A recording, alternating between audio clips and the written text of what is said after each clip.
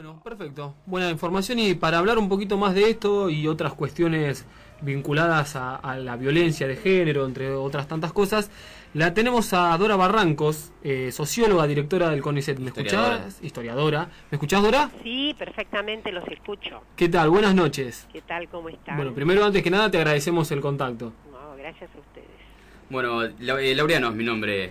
¿Cómo va, Dora? Laureano. Te hago la primera pregunta. ¿Cuándo crees vos, que sos historiadora, que se empieza a hablar de trata, del problema de la explotación de las mujeres? Bueno, yo creo que desde el siglo XIX, sobre todo en la segunda mitad. Pero en ese momento el concepto, sobre todo desde 1870 en adelante, debemos pensar en las corrientes de inmigración masiva, en las pérdidas de lazos locales, y por eso se hacía bastante posible el engaño de muchísimas muchachas. Vamos a recordar la zona más al este de Europa, en donde evidentemente hubo un tráfico de muchachas que en aquel momento, en aquellos años, llamaba trata de blancas. Claro. Era el concepto, porque en realidad lo que, digamos, el concepto enunciaba era el diferencial entre la esclavitud de las personas negras versus la esclavitud que sufrían las blancas. Entonces, de ahí que el concepto común, enunciado, insisto, desde fines del siglo XIX y probablemente poco antes, hasta bien entrado el siglo XX, era trata de blancas. Este es un concepto completamente anacrónico, como ustedes imaginarán. Sí. De cualquier manera, por ahí la vez pasada, creo que a una figura que había venido a la Argentina todavía se le escapó lo de trata de blancas. En realidad, las personas más tratadas para la esclavitud sexual en la Argentina hoy día son las muchachas más morochas, digamos, son las más expuestas al riesgo, aunque para los tratantes, evidentemente, el problema étnico, digamos, no es precisamente un obstáculo. Sabemos que hay muchachas, inclusive de clase media, que han desaparecido en los últimos años y que se supone con bastante razonabilidad que han sido objeto de esclavitud sexual, y no sabemos, en fin, el destino de algunas de ellas, ¿no? De modo que esta aclaración vale la pena hacerla. El concepto de trata de blancas es un anacronismo. Hoy se trata de trata o esclavitud de muchachas con fines sexuales, ¿no? Con fines de, evidentemente, de ser sujetadas, ser objeto del deseo sexual de los varones. Dora, te saluda Tatiana. ¿Qué tal? ¿Qué tal, Tatiana? Te pregunto, en esa época, digamos, como decías vos, a lo largo del siglo XIX, ¿existían legislaciones acerca de la trata de personas? No existía, a ver, debemos decir algo. En general, el problema estaba bastante confundido, porque primero no había una legislación específica, esto es así. Más bien que las legislaciones, sobre todo en los países católicos, usaron de una cuestión legal que se llamó la reglamentación de la prostitución. Nuestro país, por ejemplo, ya en la década del 70 del siglo XIX, tuvo reglamentación, sobre todo en la ciudad de Buenos Aires, en la ciudad de Rosario, antes que en Buenos Aires, y en realidad esa era el todo de la época, ¿no? La reglamentación de la prostitución, que obviamente servía para ocultar el efecto del tráfico de muchachas. Nosotros, felizmente, en 1936, nuestra disposición legal acabó con la reglamentación de la prostitución y sancionó severamente, y esa es la cuestión, el proxenetismo. Esto es que un individuo pueda tener en un ambiente determinado, puede ser hasta, digamos, menos concentrado, pero generalmente es una cuestión concentrada, a mujeres que son objeto del deseo sexual de los varones. Ahora, en verdad, el concepto de trata la legislación sobre trata es bastante reciente. Y voy a decir algo más.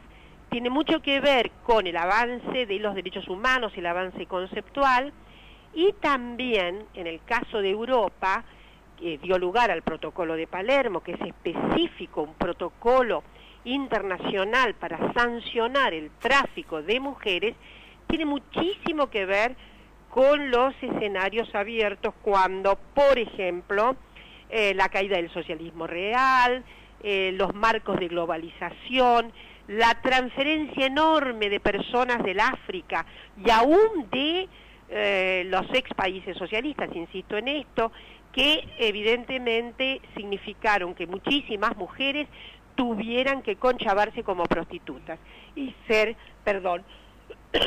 sometidas, digamos, a traficantes, porque algunas con engaño, evidente, y algunas, en fin, porque no tenían más remedio. Pero entonces es un concepto y es una legislación muy contemporánea. Sí, Dora, te hago una pregunta, es algo que creo yo y puede ser que esté equivocado. Si bien el término trata tiene bastante tiempo, me parece que en este último tiempo se está dando un poco más de importancia a la trata. ¿Por qué pensás que es esto? Bueno, el problema es que parecía que era un fenómeno del siglo XIX y de inicios del XX. Esa es la verdad.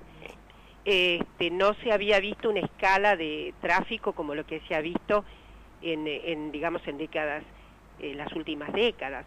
Y entonces, en realidad, nuestro Código Penal, eso sí, sanciona la reducción a servidumbre, al punto de que cuando en el 2008 yo fui una de las personas que debatió y discutió bastante y fui invitada justamente a la Cámara con muchísimas otras compañeras, lo que veíamos era que por un lado se acertaba con el código, con la convención, con el protocolo de Palermo, pero por el otro lado, en realidad lo que iba a ocurrir es que la ley que apareció, que tenía muchísimos defectos por esto de que la diferencia de edades, si se es menor o se es mayor, la verdad que la esclavitud es la esclavitud, y hay que decirlo claramente, la esclavitud no admite para, digamos, absolver o para mitigar el crimen del tratante, que se haya hecho con consentimiento. Un esclavo hoy día puede haber consentido, en comillas, y es un esclavo. Para eso existe el estado de, digamos, de garantías constitucionales acerca de la libertad humana. Entonces, es imposible que una ley dijera que, bueno, si hay consentimiento, él cambia de estatuto, porque no importa que se haya consentido, el problema es que la ley tiene que proteger incluso a aquellas personas que por razones, digamos, excepcionales, no tan excepcionales, porque no tienen que comer, porque están privadas de resolver necesidades básicas cruciales, la de ella, la de su familia, la de un hijo, tenga que someterse. Entonces, este es un punto que me parece que vale la pena decir que en esta nueva ley, que seguramente se va a sancionar mañana, queda resuelto. Pero insisto, no es que el Código Penal argentino no haya previsto, no deja de prever la reducción a servidumbre, que es severamente sancionada, y por donde en realidad, aunque no hubiera una ley específica sobre tratas, en realidad se puede entrar perfectamente por la reducción a servidumbre. ¿Se entiende lo que quiero decir? Claro, o sea, la ley de trata que vamos a tener a partir de mañana, sin duda resuelve justamente el déficit que tenía la ley de 2008. Pero, insisto, no se puede decir que la condición del Código Penal argentino haya sido negligente respecto del Estatuto General del ser humano esclavizado. Los jueces tenían con qué operar. ¿Se entiende lo que quiero decir? Porque no se puede reducir a las personas a esclavitud, sea con fines sexuales o sea como productores de mercaderías. Entonces también estamos hablando de cierta vinculación entre la justicia y la falta de... Desde luego. De condenas. La ley en sí misma, esto siempre lo decimos, y la verdad que yo he participado de la Oficina de la Mujer, que tiene la Suprema Corte de Justicia de la Nación, justamente para crear una nueva subjetividad en los agentes jurídicos, porque existe la ley, pero puede no haber encarnación de la ley por parte de los magistrados. Y siempre, como yo soy historiadora, tengo el vicio de decir que cuando se reformó el Código Civil, es decir, cuando tuvimos Código Civil en la Argentina, 1869, 1871 entra en estado de vigencia completa, en realidad los jueces seguían aplicando algunas medidas de lo que se llamaba el antiguo régimen o la pragmática real. Y voy a dar un ejemplo. Si bien las mujeres perdieron derechos con el Código Civil de 18, digamos que definitivamente se pone en funcionamiento o en vigencia en 1871, hubo algunas cuestiones que significaron derecho. Por ejemplo, la mujer después de los 21 años no necesitaba pedir consentimiento de los padres para casarse. Pues bien, el Código Civil nuevo decía eso, pero los letrados, los jueces de paz del interior, seguían aplicando la pragmática real. Esto es, una chica de 23 años se le exigía que el padre la autorizara para casarse. ¿Se entiende lo que quiero decir? Sí, y teníamos una ley tan fundamental como el Código Civil. Lo mismo pasa ahora. Tenemos leyes, pero a los jueces, a los intérpretes de la ley, les cuesta entender radicalmente los nuevos derechos. Sí, entender es complicado. No y sé si de tanto les entender. cuesta que hasta sancionan, Claro. o determinan fallos aberrantes. Dora, como última pregunta, aprovechando que sos historiadora, ¿cómo contextualizarías a la problemática de la trata en vinculación con la sociedad? ¿Por qué crees que este flagelo todavía existe? Bueno, el flagelo existe porque todavía hay un ingrediente fundamental en nuestras sociedades de orden obviamente patriarcal. En algunos lugares eso se consustancia obviamente con los agentes que aplican la ley. Esto es, se naturaliza el hecho de que, en fin, las chicas están para servir a los varones, las muchachas están para eso. En realidad, esto de ser objeto, la mujer objeto, tiene su coagulación mayor con la muchacha que está en condición de prostitución. Y como los señores miembros de la fuerza de seguridad, los jueces, el poder político, consume sexo de prostitución, esto está naturalizado. Y la verdad es que lo que requerimos entonces también es una nueva cultura, que en estas sociedades todas, sobre todo en aquellas localidades en donde la circulación de ideas, la circulación de nuevos, yo diría, de nuevas apreciaciones sobre los derechos fundamentales, los derechos personalísimos, todavía tienen algunos resquicios de antigüedad, ¿no? Con esto no quiere decir que las ciudades, los medios urbanos, en fin, sean todos estén muy consagrados a los nuevos derechos, y donde, en fin, haya más condiciones de,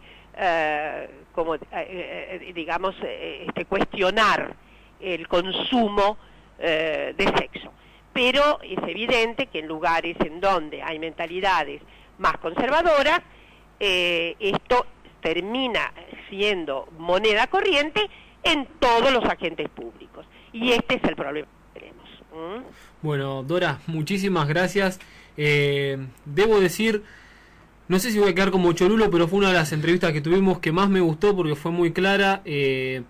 Y me animo a decir que dijiste las cosas como son y no te guardaste nada. Y me parece que hace falta mucha gente que acá en Argentina diga las cosas verdaderamente como son y no se esconda. Bueno, muchísimas gracias a ustedes por difundir y divulgar el nuevo Estatuto de los Derechos, que no es solo el de las mujeres. Los nuevos derechos dignifican a todos, a varones y mujeres. Bueno, Perfecto. Muchísimas gracias, Dora. No, por nada, a ustedes. Hasta luego. Dora Barrancos.